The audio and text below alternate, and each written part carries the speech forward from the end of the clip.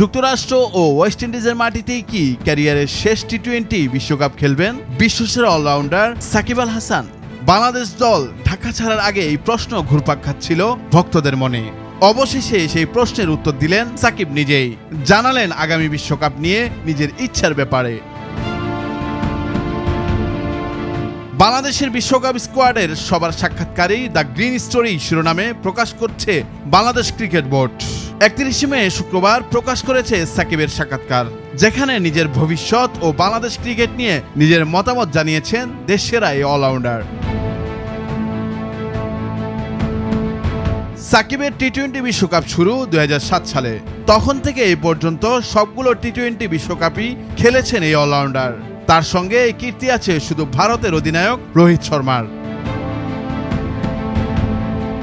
সেই সাক্ষাৎকারে সাকিব আরও একটি বিশ্বকাপ খেলার ইচ্ছার কথা আস্তে আস্তে বলেছেন এভাবে, প্রথম বিশ্বকাপ থেকে শুরু করে এ পর্যন্ত যতগুলো টি-20 বিশ্বকাপ হলো সবগুলোতেই অংশ নিতে পেরেছি।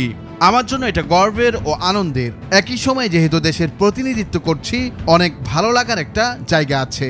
আশা করব আরও একটি বিশ্বকাপ যেন খেলতে পারি। তার আগে এই বিশ্বকাপে পারফরমেন্সটা যেন ভালো থাকে।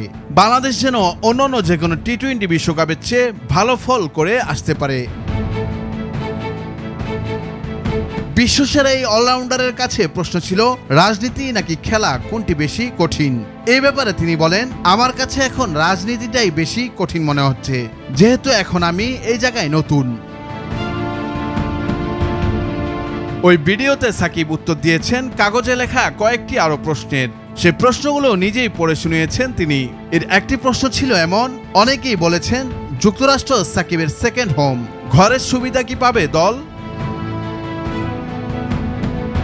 এ ব্যাপারে তিনি বলেন, আমার সেকেন্ড হোম ঠিক আছে, তবে হোম অ্যাডভান্টেজ পাবে কিনা বলাটা মুশকিল, কিন্তু আমার মনে হয় পাবে। ওয়েস্ট ইন্ডিজ এবং আমেরিকা এই দুটো জায়গাতেই আমরা এর আগে ফ্লোরিডায় যখন খেলেছি বাংলাদেশ ভালো করেছে। ওয়েস্ট ইন্ডিজে আমরা সবসময় সুবিধা পাই, কারণ পিচগুলো অনেকটা আমাদের মতোই হয়ে থাকে। তাই আমি আশা করছি দুই জায়গাতেই আমরা সুবিধা পাবো।